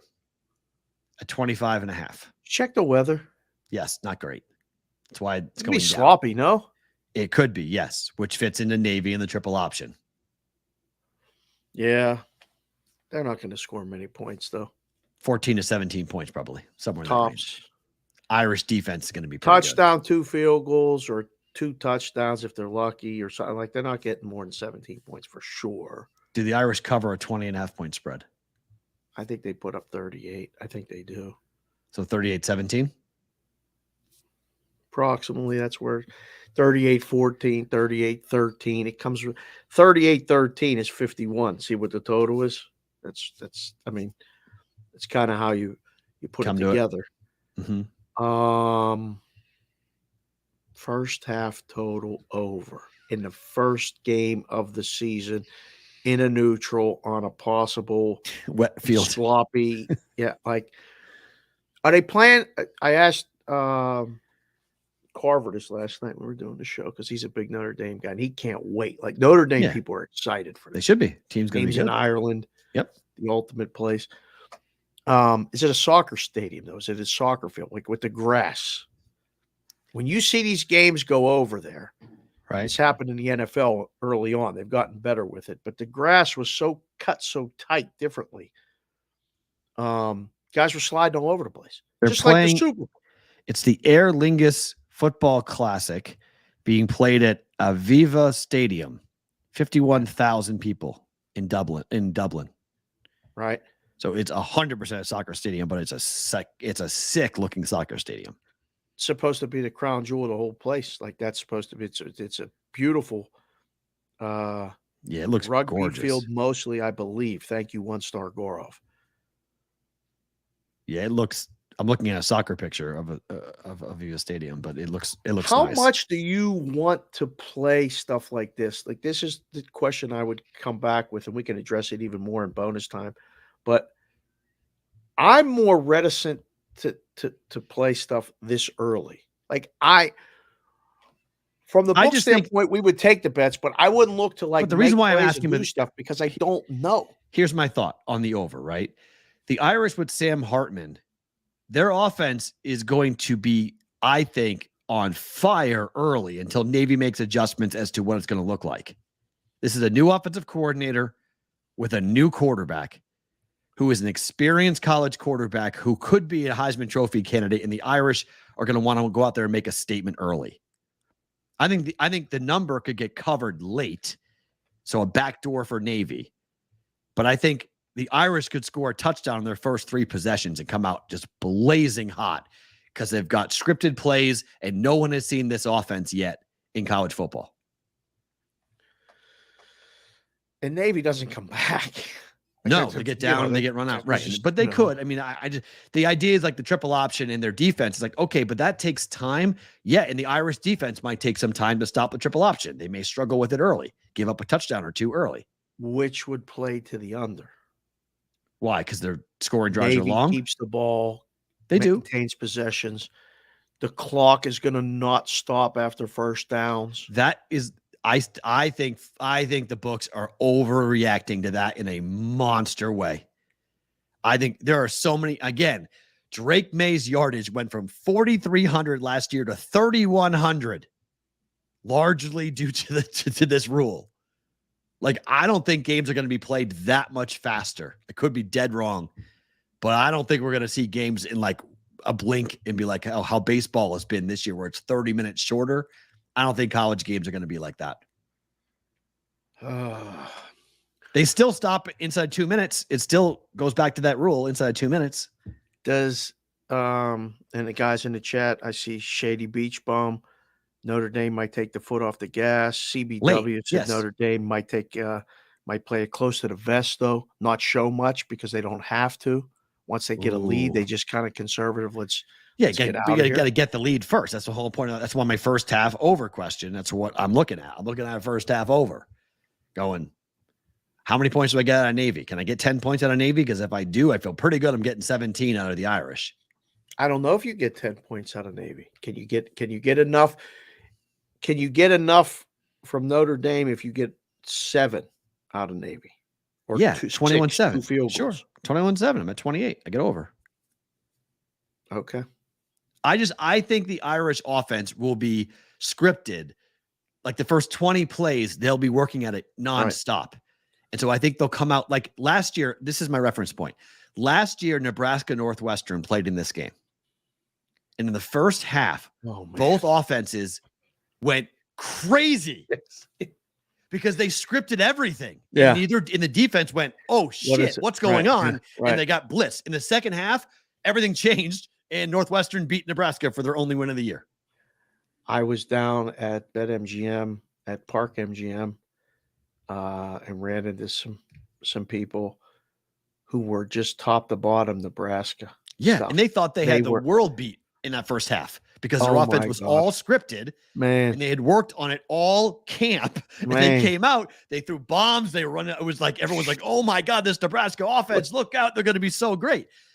I think the Irish could have a similar situation where they go ahead and just blow the doors off Navy in the first half. And maybe I'm making a case for an Irish team total first half, team total over, but that's a more of a wonky bet that only certain books will offer. Right. Not everyone's going to get that granular, let you bet that small of a market. But over first half, just right now, that's what I'm thinking about for Saturday. I forget what the expression is about, like what Nebraska says about not go big red. What is it? Go big red. No, it was something else they were saying. Go big red, but they had it all like the way they Huskers something. I forget what it was, but they had the signs on them, and the guy was dressed like a corn. He had overalls on. He had What is it? But Scott Frost was the coach at the time. Yeah, I forget, but they were were corncob so hats. fired up. They were. Oh They God, yelled "Go Big Red!" It's "Go Big Red!" and they were Go Big were Red. so sad in the fourth quarter. I was sitting in there having lunch by myself, and I was like, "Man, these people look like they just the puppy just died. Like they're so sad." The air got let out of the balloon. Oh, it was bad. They were so. And Matt Rule could have discouraged. the same situation because what they were last year going into Scott Frost last year, they thought, here goes Scott Frost finally. Oh boy, now it's the same for Matt Rule right now. The expectations are a He's little through the bit roof. much. What do they call themselves now? Oh, shoot. What's something to do with Rule? Yeah. Oh boy. Well, I don't know, man. 38. Like it's not Swifties because like Taylor Swift or Swifties, it's like rules. It's like rulers or something like that. I forget what they are. They're all a lot of people are very high on Matt Rule in Nebraska. They think I would lay it before I would take it. That's when it was under 21. I thought that was the right side, and it's getting, it's going that direction. But what is going on? I don't know. As far as the total, man, like the first week, I'm more just like, let's watch the games. Let's watch. Let's learn. Let's see where the number's at. Let's think about the next number. Wow, this is true. This is going to be kind of nuts. What? Not to change topics, but what happened? Our friend Cofield just said there's going to be 25 different shows from around the country at Radio Row starting tomorrow at Circa. Really? Oh, good. That's going to be crazy. XM Fantasy Football is going to be there. Yep. Toledo, Ohio is going to be there. Oh. Chicago is going to be the Score is going to be there in Chicago. Yep. Of course, my former employer is going to be there. Okay. Wow. We'll see some old friends. Boy, that's great. Yay. That sounds so yay. Looking forward to doing that. UMass, New Mexico, my school. Big move today. Did Stuckey move the number? It went from 7.5 to 6.5 today. Did Stuckey move the number? No, he did not. Stuckey's posting UMass t-shirts. I love it. Let's go. Have to go buy some UMass stuff for my team. How's New Mexico State favored? Because they went 4-1. They went 4-1. My school is the worst school in college football. They have a transfer quarterback coming in to people from Clemson that people think could really do some big things. So UMass does. UMass does. But New Mexico went 4-1 last year as a favorite, and they got the returning quarterback kid who was pretty good for them last year. 4-1 ATS or just 4-1 period? 4-1 ATS as a favorite. Really? Yep. It's breaking news. They were favored 5 times. It's fair. Forget that they went 4-1. I'm impressed. I don't know. Again, first thought is take the points. Go up. Let's go. I need to go back up. I need it to be 7 or buy it to 7. I need the 7 points. You missed it. Just let it go. There's a million games coming up. It's my alma mater. It's what I want to. I gotta have action. That. Don't do that. It's the only game I'll bet all year because every other week I'll be buried with 1,000 games. This is only an 8-game slate or whatever it is. Yeah, it's a very small slate on games. Saturday. Yeah. How many games do you think you'll have action on or an opinion on this week? 2. Oh, okay, good. Yeah, no, only 2. I won't. Saturday will be it'll be a fun day, but it'll be a couple of bets. It'll be a baseball bet, a couple of bets, and then maybe a UFC or a boxing bet on Saturday. Cubs are winning 4-0, by the way. Oh, that's good. I'm on the over of that game. What inning is that? Bottom of 6. Bases loaded for the Tigers. Right. Good. Give me a bunch of runs here. Yeah. Because I had one guy coming at me saying, the wind's blowing in at Comiskey or whatever the hell they call it these days. I was like, I don't care about wind in a non-Wrigley Field setting. It's the only real. I know it's the same city. I get it, but so I was like, I don't care. I'm on over 8.5. Like the line moved to 8. I'm like, I don't care. I bet it, guys. If you're going back and watching the show later, do me a favor and put a comment in there. I don't know who has the time to do this. Go back and count how many times Perrault said, I don't care today. Because he had a rant about your unit size. And now I just had a rant right there. And I think the number is 16.5. It's probably over, but yeah, I would say 16.5 over minus a quarter. Just listening to the show, an hour and 20 in right now. 32 teams and 31 shows. Circa Sports is bringing it to you. We are live tomorrow at Circa Million Weekend, Thursday, Friday at upstairs in the ballroom for Circa Million and Survivor. $14 million in prizes to be given out. $6 million for Circa Million, $8 million for Circa Survivor. 5 games against the spread each week for Million. 1 winner a week for Survivor. For more information, log on to circasports.com. We go to Hold on. Good news for you. Grand Slam? Grand Slam. And like I said to the guy on Twitter, I don't care about your stupid wind. The over 8.5 just hit because why? It's 4-4, Matt. Yeah, someone's got to score an extra run, so we get 9. We're good. Game, check mark, green, good. Stop talking to me about stupid wind. People are Kyle Carpenter, Grand Slam, ring it up. My God. They put on a hockey helmet in Detroit. Oh, that's cool. You see that? No, they get that's in cool. the dugout after they hit a home run, put a hockey helmet on, and hand them a stick. Oh, Hockey Town. That's tremendous. That's great. There we yes, go. sir. Little cross. Lions are the team of the day. How about that? We got a good Tiger clip there. Oh, there we go. Yeah, Tigers and Lions.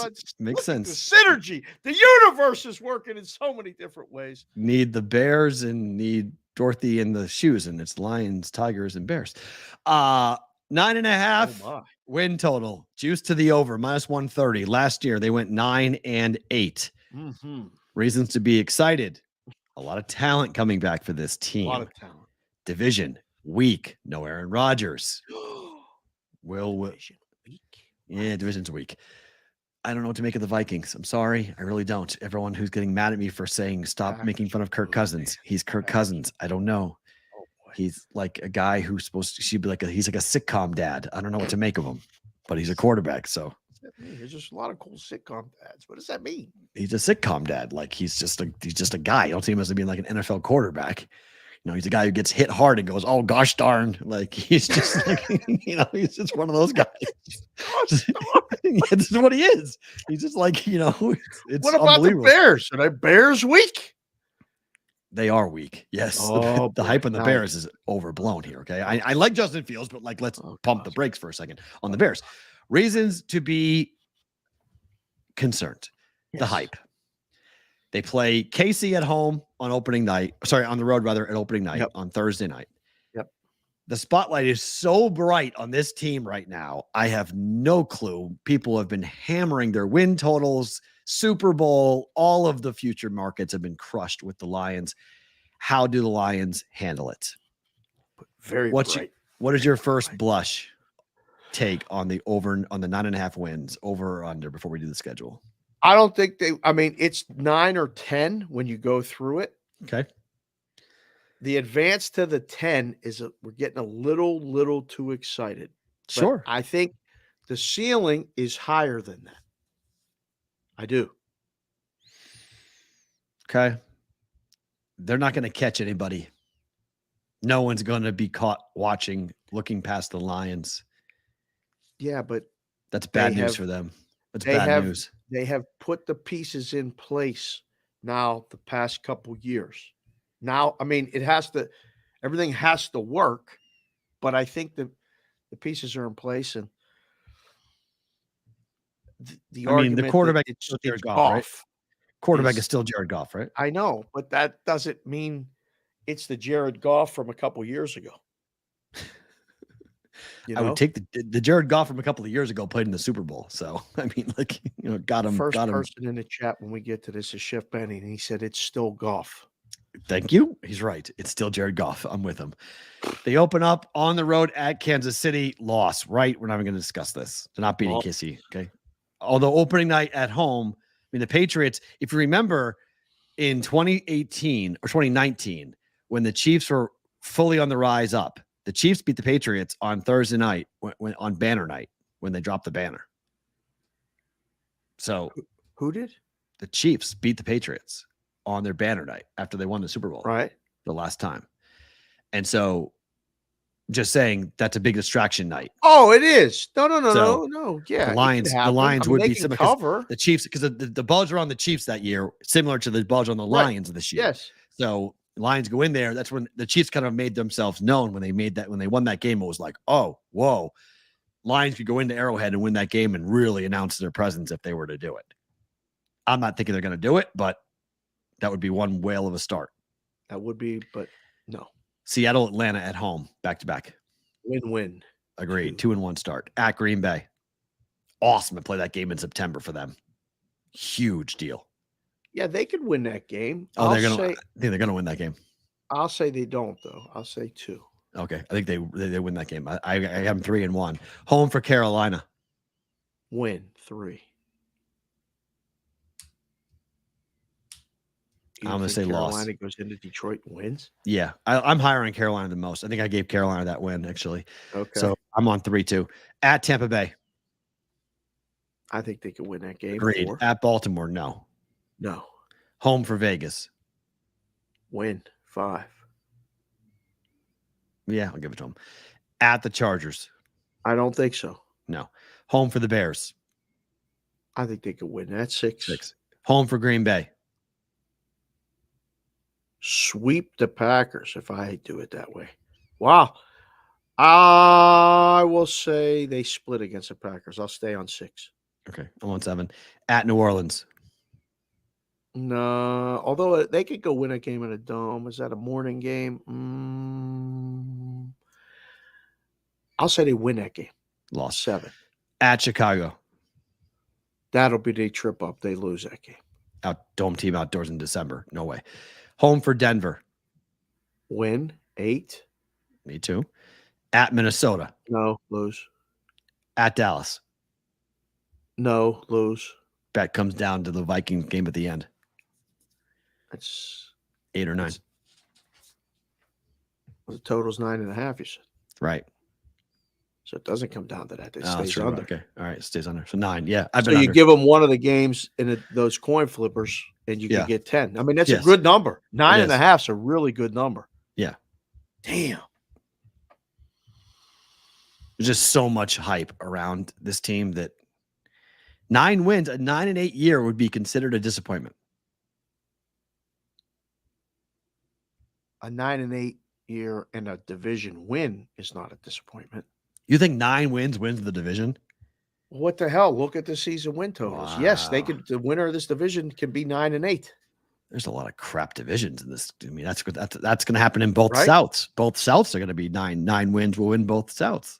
The AFC, NFC Souths. So the first team to double digits wins this division. I think the winner of this division, if they're 10-7, they win the division. You don't think the Vikings could replicate what they did last year in the regular season? No. Okay. No way. I don't think so. I mean, that was one of the biggest, like, WTFs? fun- Yes. Yeah, like That Buffalo game, the catch. the whole thing. How did that keep happening? Like, they won every Coin flip.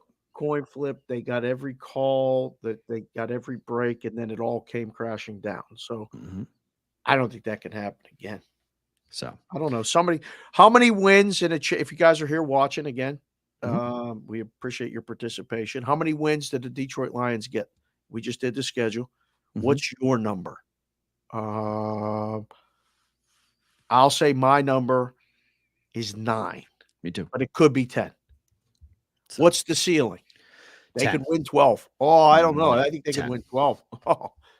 I think 7 is the low, 10 is the high. I'm not that high on them. I think it's until they show it to me that they can handle the spotlight. 7 more likely than 10 for you? Yes. It's a lot 7, of 8, rat 9. 7, 8, 9 is all under 9.5. I mean, It's a if you're gonna play lot this of thing, rat it's under. poison. A lot of rat poison in Detroit going on right now. A lot of rat poison. 9 under the over the 9, 8, 9, 10. 8 with a tie. I love when you guys call the ties. Wow. Ceiling is 11. 11. 11. I'm 10 for me, but Are they making the playoffs? Yes or no? no. I hope they do. It'll be a fun. So do I. Yeah, it'd be good for. It'd be great for football. It would be great for football to have Dan Campbell in the playoffs. I agree. Yeah, be a lot of fun. Yep. I'm not buying it at the moment. Brigade Proxy Pro Football Story of the Day. You guys can text us 702-570-8255. 8255 to join the Brigade Proxy service. We are live tomorrow, Thursday, Friday, and Saturday for Circa Million Circa Survivor weekend. Text us, make an appointment, and come on in. Why are you doing like the hut symbol? Are you hitting the stinger or no? Oh. Yeah, I am hitting the stinger. I forgot about that.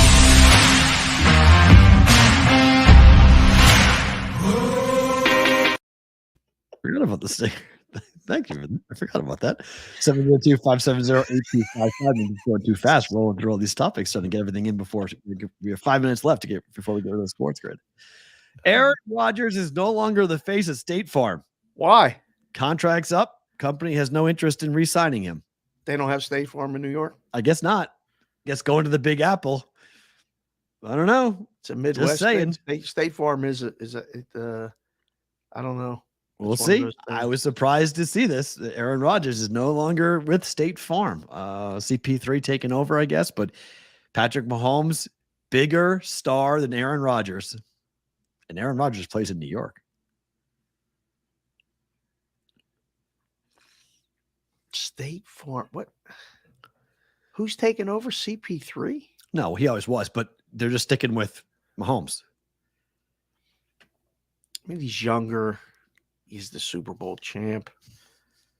Makes sense. Bigger star. Oh, it does. It's just like okay. Not like a renegotiation. Like so no more discount double check. No more discount double check. Nope. When That's he out. does it. Yep. There's no more discount. Aaron Rodgers is no longer going to be What's doing Aaron that. Rodgers going to do when he scores a touchdown? I don't know. It might be a while, so we got to wait and see. Oh, shots fired. The downfall of the Yankees has you literally giddy every single day. I love it. Yeah. If the Jets are bad, my goodness, this will be fun. It'll be IF? fun season. IF? If? We're doing if the Jets are bad? Oh, I don't know.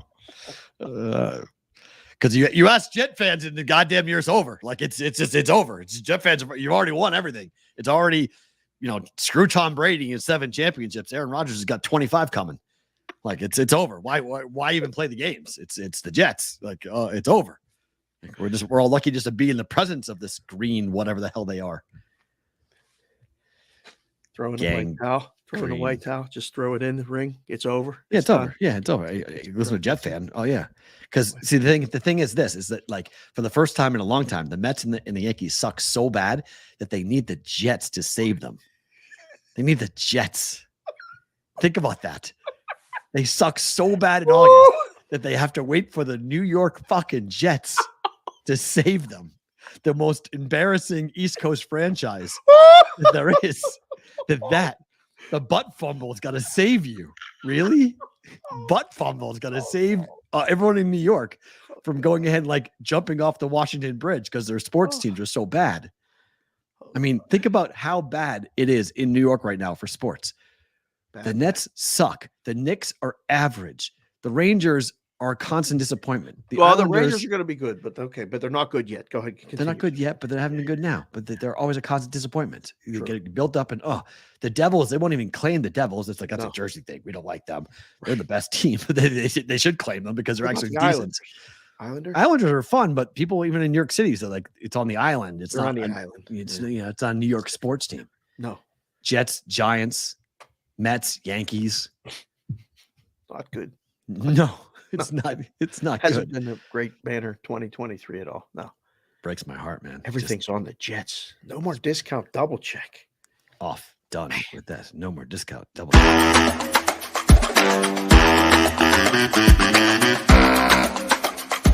Scared the crap out of me again. Good. Somebody came in the chat. JR33312 said they have the Liberty though. Don't forget about the Liberty. Oh, congratulations. Yes. Aces will beat them in 5 and we're all good. So we're all good there. So you'll make the championship and then you'll lose it. So better to book it under 5 wins minus 165 for Iowa State. We did their schedule yesterday. I bet it last night. Yeah. Better Good number. I think at worst you push. Everything goes right. And again, not knowing anyone that's playing because everyone that was playing is pretty much not playing. A lot of the starters are out. A lot of turnover. Made perfect sense. We were talking about that yesterday. 5 with the juice. this big or 4.5 with the Mhm. pick'em juice, I'd rather get the better number because you'll be shocked if they win over 5 games, right? If they go 6, you'll be completely. I mean, that would be Stunned. an unbelievable coaching job by Stunned. Matt Campbell Yes, and stunned. a heroic performance by those kids. So I'm 1-0 on the day already with the over for the Tigers and the Cubs. The only other bet I've got is Marlins first 5 money line. Alcantara at -105. I came dressed like this for a reason. I like this. Bet it again. Let's stay hot. You got the Tigers one in. That's good. Let's bet this. Game's coming up here shortly. This is a day game, right? We got 1:00 start for us. So if you're gonna play it, you got 30 minutes. So jump in. You like it for the game too, or no? I do. Yeah, Marlins win against Lugo. All right. Very Padres good. are So fish, Mr. C. Hold true, baby. Take it and roll. Sports Grid, thank you for being here. We appreciate it very much. It is a Wednesday. Tomorrow we are live from Circuit Sports. We'll talk to you as we will be out of studio, out of our homes tomorrow at Circuit Sports for you guys who are with us on YouTube and on Twitter. Bonus time coming for you.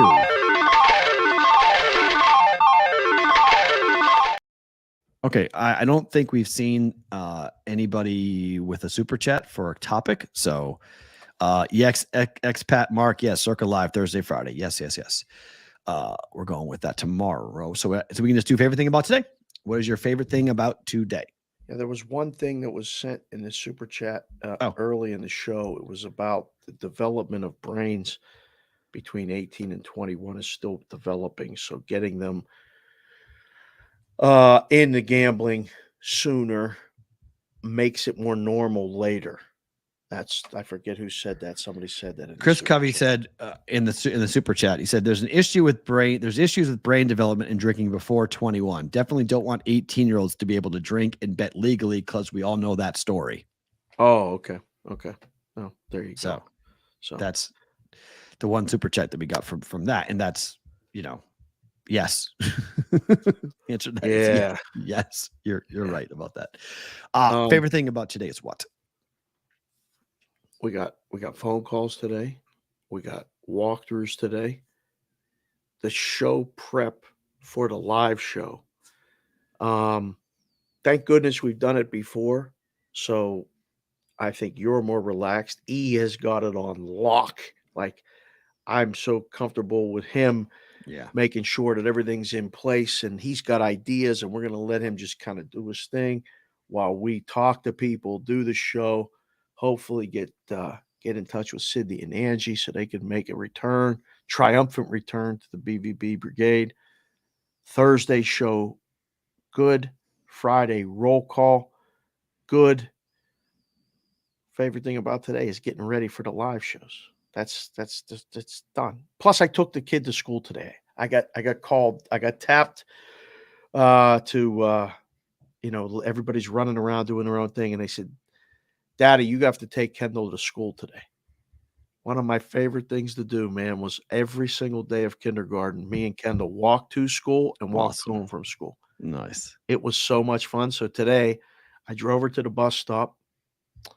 Prince came on the radio, and she turned to me and goes, did you think this song was good when you were young? Oh, no. Which song was it? Kiss. Okay. Prince. I'll give it to her. I told her, I said, you know what? You're right. It's a fair point. It's not one of my favorites. Yeah. But I heard a commercial. LL Cool J coming to the MGM Grand. Oh, gosh. With the whole thing. I told you about this. We did this already before. I know. I told you this tour was coming here on the air before. You knew this. You knew the tour was coming. I heard it, though, on the radio, and I immediately sent the wife a text. I said, date night, LL Cool J concert. We have to go. I said, it's all the songs and music from when we were kids. So after this, try to figure out how to get some good seats for that. So if you want to go, Isn't it? Go. Isn't it? You're asking me if I want to go? Well, my wife thinks that, I would probably rather go with you than her. No, So go with her. No, go with her. you're the backup plan. I'm not the backup plan. That is not. I have no interest in going to an LL Cool J concert in Why? Las Vegas. None. Put a zip, nice zero. bucket hat on you. I have no desire to go to that. I love live concerts more than anything. I have no desire to go to that concert. That is not my scene. It is not what I will be comfortable in.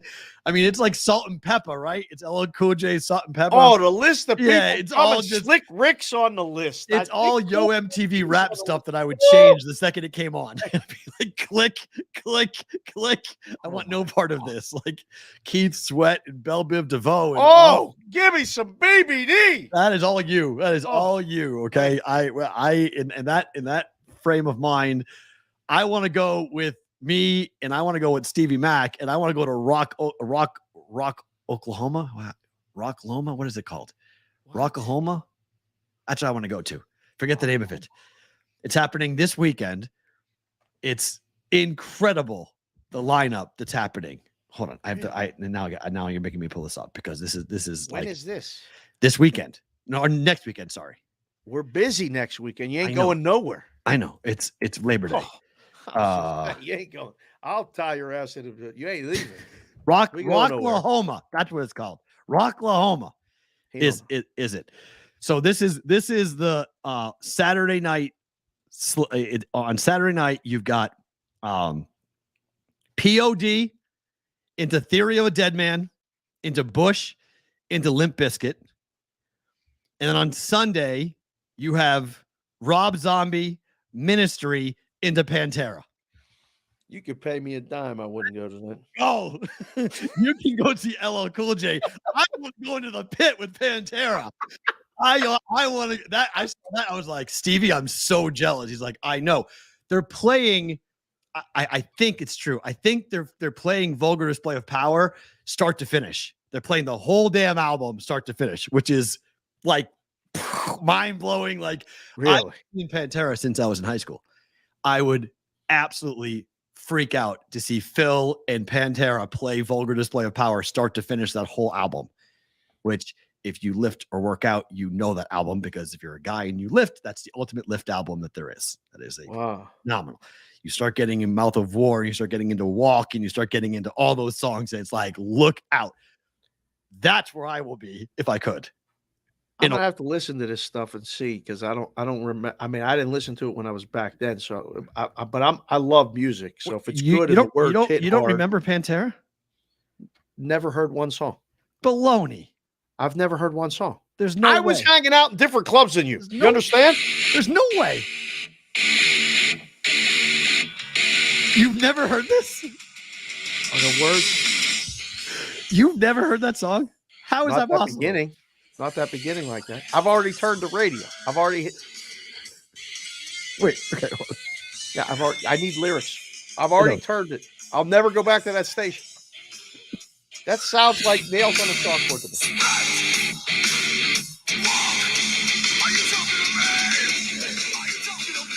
You've never heard that song? I can't even be. That's the first time in my life right now.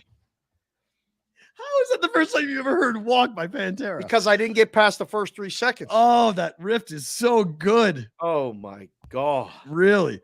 I mean, just look at the even the album cover is so good. Yeah, I've already.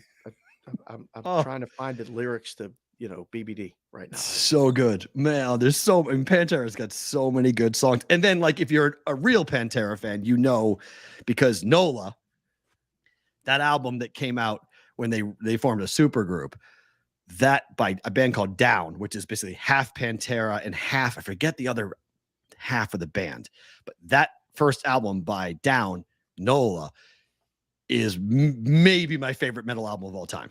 Really? Oh my, wow. It's so good. It is. I'm going to go lift to it today because it's so good. It's an unbelievable album, but that's where I will be. You go see LL Cool J. I go see Pantera. That's what I will be up to. We will be back tomorrow, boys and girls. Thank you for being here. Like, subscribe. Thursday, big show. Thursday, Friday at Circa Live. Who knows who's going to stop by tomorrow? It could be a lot of fun. Could be crazy. We have 25 shows hanging out. Who knows? We're going to stop on the broadcast booth. Could be a lot of people stopping by the broadcast booth. You think they'll come over and do the show? Who? Anybody. Oh, anybody. Yeah, You think everybody. All right. Everybody. Everyone's going to want to be a part of it. Brigade tomorrow. We'll see you in person. Circa Sports.